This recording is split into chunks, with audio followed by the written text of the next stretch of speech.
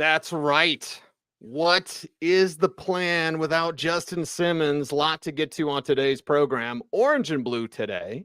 We are presented by Sean Ponda, Cecil, Lammey, Andrew Mason, and let's just jump right in, Mace. I mean, you got the beautiful thumbnail right there. The plan without Justin Simmons. We know now Simmons is out with a hip injury.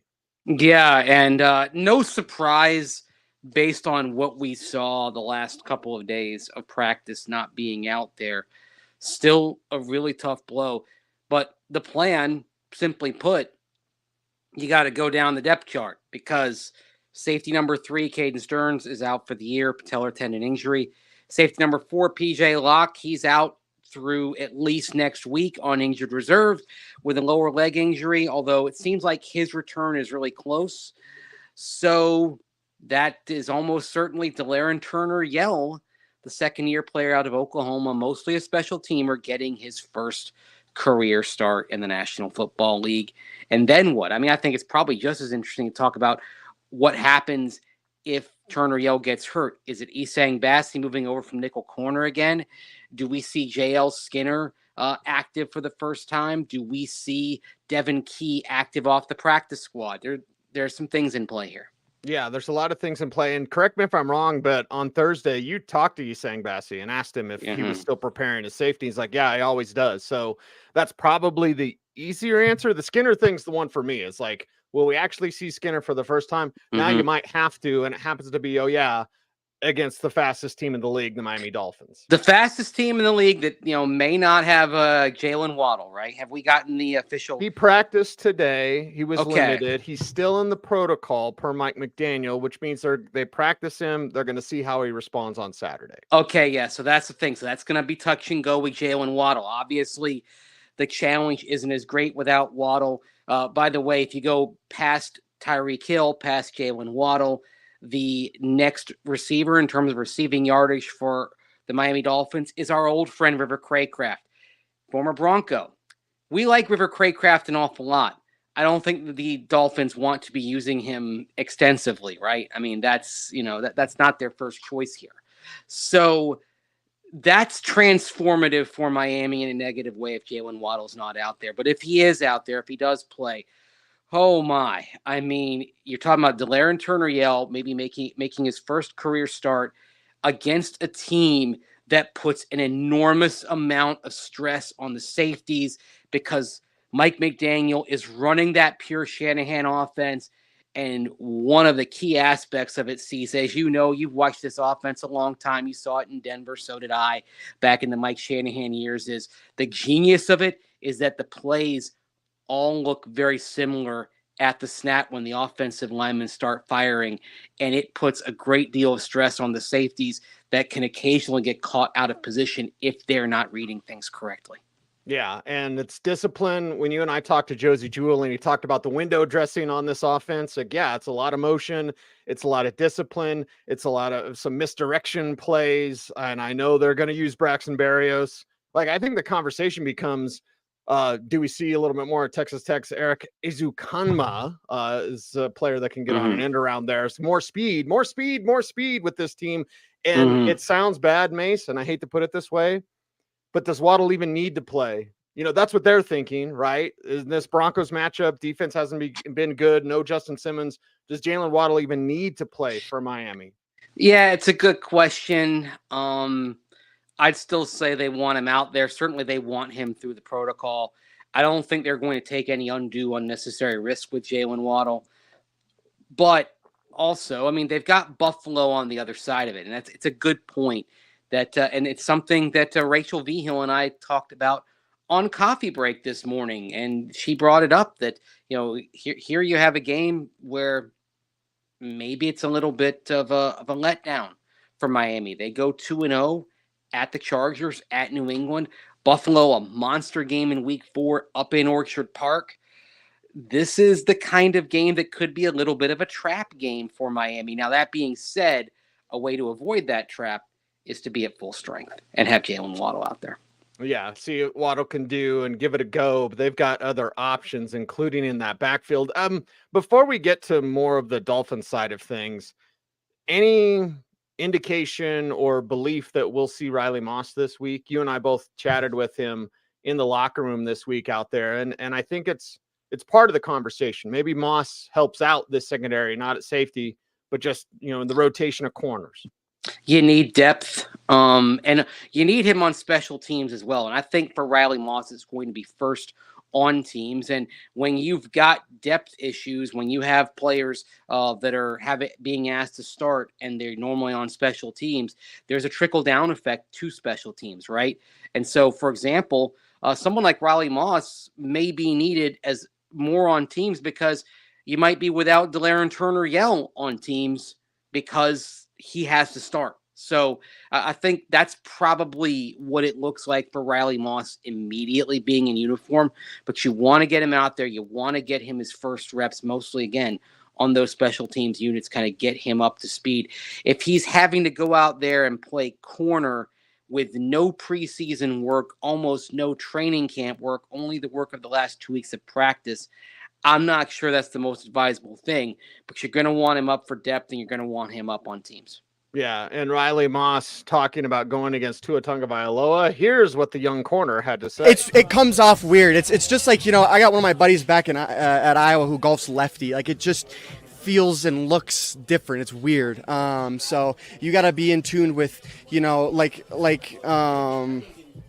he's just different because his 3-step isn't a true 3-step. Like, it's a little bit different. So you just kind of got to be dialed in and watch film on him. So Esang was saying he gets the ball out really fast. And so what kind of stress that put on you as a corner when the ball's coming out that quickly? You just have to have great eyes and be patient. Your 3 read steps as a corner if you're playing off, and then knowing that you have some help in certain areas of the field. There we have it, Riley Moss. And the thing with Tua, Mace, I didn't know this till I saw it today. The number 1 quarterback in terms of quarterback rating since the beginning of last year over Pat Mahomes is Tua Tagovailoa. Yeah. And he's had a profound effect on the success of the Miami Dolphins as a team as well. I mean, he is legitimately good. He's legitimately good. It's interesting now, the Tua Justin Herbert debate of 2020 in the draft process. For a while, it looked like Justin Herbert in a slam dunk, right? Not so much anymore. This actually looks more like one of those situations where, both teams are pretty happy. Now, that being said, for Tua, the thing that had to happen was he had to get Mike McDaniel there. And to McDaniel's credit, he has crafted an offensive scheme that suits Tua perfectly. The other thing also about this type of offense, the Shanahan offense, it rewards intelligent quarterbacks who can process quickly and incorporate it into their decisions. Tua is an exceptionally smart young man in every way, not just in terms of on the field, but off the field as well. And there isn't a concept that McDaniel throws at him that he can't grasp like that. He's one of those quarterbacks that I would say the brain is his superpower that makes him successful. Processor, right? Yeah. Isn't that what we kind of don't really know? We've been watching college prospects. Physical stuff is easy to see. Scott McLuhan told me that years ago. Like, physical stuff, like, yeah, guy's got a big arm. Yeah, yeah, guy can run. Well, guess what? Tua can run, has a big arm, and gets rid of it quickly. To playmakers, even Raheem Mostert, they talk about 31 out there. We talked to defenders this week, like, watch out for 31. Yeah, they haven't even activated Devon A-Chain. Wait till that kid gets out there. So nothing but speed, whether it's pass receivers or running backs. Yeah, and it's just basically what all Tua does. I mean, he processes so well, but it's like, okay, all right, who's open? Who's the fast guy who's getting open? See open player, get him the ball. And Tua doesn't try to force it either. He, the old cliche that you can't go broke taking a profit, no matter how small the profit. Well, sometimes those profits in this offense are pretty big because even when you're throwing the ball short to intermediate, you've got guys who can make the first player miss because they have speed and quickness. It's a truly elite offense right now. It's funny, we talked about Vic Fangio and the Dolphins defense yesterday. It's worth getting into that over the course of the week. But right now, the Miami offenses and what it can do, the breadth of things that it can do, it's kind of carrying that Vic Fangio defense a little bit. But again, Vic's only been there 2 games, right? So give it some time. Let's see where Miami is at the end of the season. I mean, but right now, would anyone be surprised to see Miami going all the way to the Super Bowl the way they've looked? Again, it's early, but they look incredibly on point. I mean, this could be a Shanahan scheme Super Bowl. I mean, if we're going to rush to judgment, Cease, right? If we're going to jump to conclusions, even without a jump to conclusions, Matt. By the way, did you ever notice on the jump to conclusions, Matt, lose one term was spelled Loose? Loose? Yes. Loose. Yes. Loose. Yes, exactly. Mm-hmm. Well, it's just a prototype, Right. Anyway, yeah, the jump to conclusions, Matt would have us talking about Miami and San Francisco in the Super Bowl, a rematch of Super Bowl 19, way back when. The Shanahan time ago. The Shanahan Scheme Bowl is what it would be. And boy, and would that not be painful for Bronco fans to watch? Yo, that'd be incredibly painful because you had 2 guys that were, right there for the taking. They're 2 Colorado kids too. Well, they're not kids, but they're 2. They grew up in Colorado. I mean, Mike McDaniel was a ball boy, worked briefly on the Dolphins staff, and of course Kyle Shanahan, Mike Shanahan's son. Oh man, right. Oh boy, let's not go there. Let's not go to that place. Well, let's go to the other side of the ball. And Mike McGlinchey, he is great to talk to.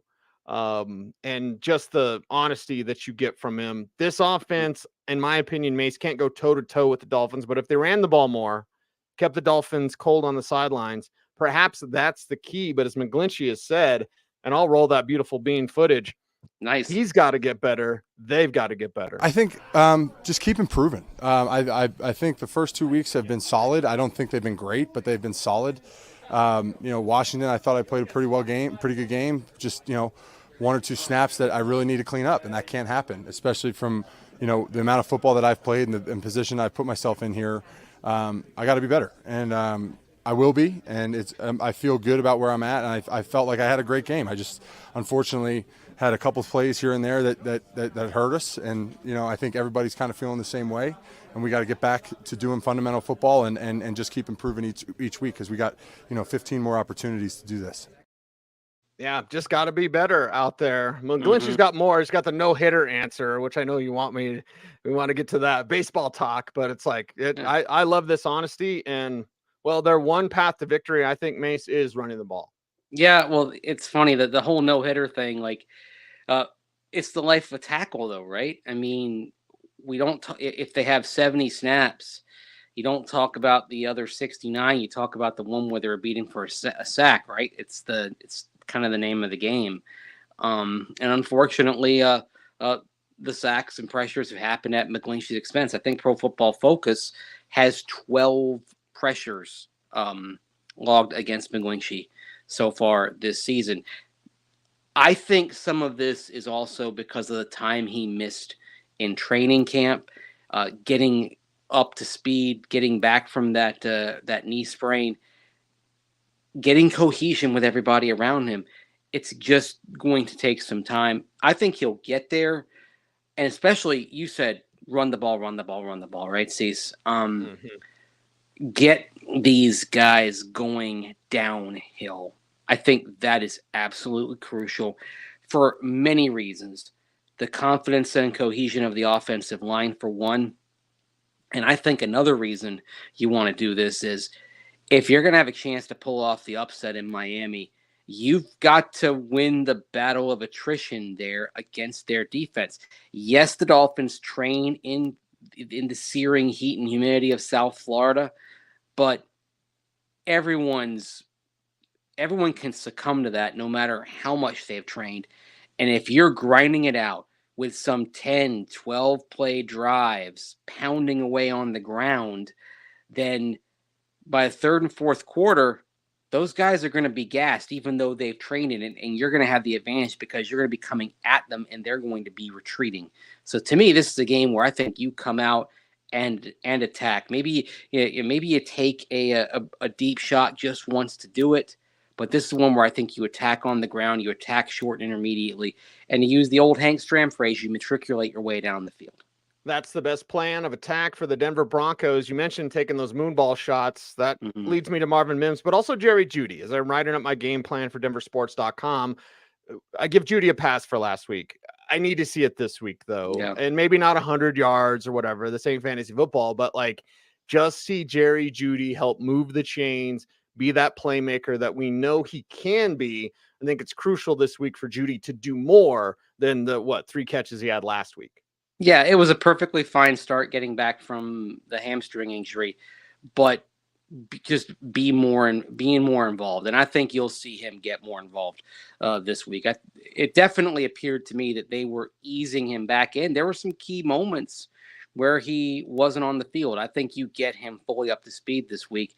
But then also, I mean, I think you find ways to get Brandon Johnson involved. You find ways to get Marvin Mims Jr. involved. I mean, I do wonder if it's Cortland Sutton maybe who sees a few fewer snaps in this game to make sure everybody else is getting taken care of and fed. That's something to consider. Well, and here's the thing. Is it working? And with Court, it's not working. With Brandon Johnson, it is working. So maybe more Brandon Johnson, more Jerry Jeudy, just because he's going to be out there and he needs to make those plays, and you're kind of trying to make up for no Greg Dulcich in this offense. Well, that might be Brandon Johnson. And I would agree with that. Oh, yeah, absolutely. What about Jaleel McLaughlin? What about you mentioned going downhill, and it could be more Samaje. And Javante's got 25 carries in 2 weeks. That's fine. Okay, that's fine. But why does Samaje only have 9? Why does Jaleel only have 1? Like, you want to win, especially against this team, you got to bump those up for those 2. Well, if you want to win and you want to run the ball and you want to play the war of attrition, then you've got to get all of them involved, right? Have those legs be fresh and spry as you get toward the second half. That's your goal. You're going to have to play the long game a little bit here. And I think maybe that means not starting in the way that you started the last 2 games. You came out hot and fast in those first 2 games against the Raiders and Washington. What did that get you? In the end, not much, because in the second half, you didn't have the fresher legs. The opponent had the fresher legs. So maybe just kind of, just jab, jab, jab early. Don't go for the haymaker. It's to make a boxing analogy, right? You don't want to tire yourself out. You don't want to be Clubber Lang in the second fight against Rocky Balboa in Rocky 3, right? Where right. Basically, Rocky just exhausted Clubber Lang. You want to be Rocky. You want to wear out your opponent. That was Rocky at his best, right? He just kind of jab, jab, jab, and he would exact the toll. I mean, that's how he beat Drago, right? Just he was a piece of iron. Of course, he paid for it, as we saw in Rocky 5. But Rocky 5 was also the worst of those movies, by the way. So it was. And everyone watched the Creed movies now because they're awesome. Yeah, they've taken that Rocky magic and they've extended it. So that's awesome. May, super quick. Orange and Blue today, presented by Champ Honda. You concerned about second half adjustments at all? Of course, aren't you? I mean, after the last, isn't that surprising for Sean Payton though? Like, Sean Payton's second half adjustments haven't been there or haven't worked. Well, I mean, I think, maybe there's something of the adjustments not being the right ones. And the other thing also, I feel like some of the adjustments have gone away from what was working, when maybe sometimes you're better off not adjusting, right? You're better off saying, okay, until they figure out how to stop this, we're going to keep at it until they, like last week, until they figure out how to cope with Marvin Mims vertically stretching the field. Let's keep trying this. Don't do something early and then abandon it. I think maybe what we're looking for is a game plan, whatever the philosophy is, that is consistent. Now, you and I are talking about this game plan being consistent and being, jab, jab, jab, and then wearing down the opponent and making those jabs into sledgehammer blows by the third and fourth quarter. But I think maybe that's something to consider. Sometimes you can overcorrect, right? And I think maybe there's been a little bit of that there too. He is Andrew Mason down in South Florida for this game. Check out denversports.com. Dressed like it too. I had to bust out the floral print today. This is my daughter picked this shirt out for me, so this is always going to have some play with me. It's always a Mace Fit Friday here on this program. So he's Andrew Mason at Mace Denver on all your socials. I'm at Cecil Lammey. We are Orange and Blue today, presented by Sean Ponda. OBT is BFD, and we appreciate you. Thanks for watching. As always, stay tuned, and would you please stay frosty.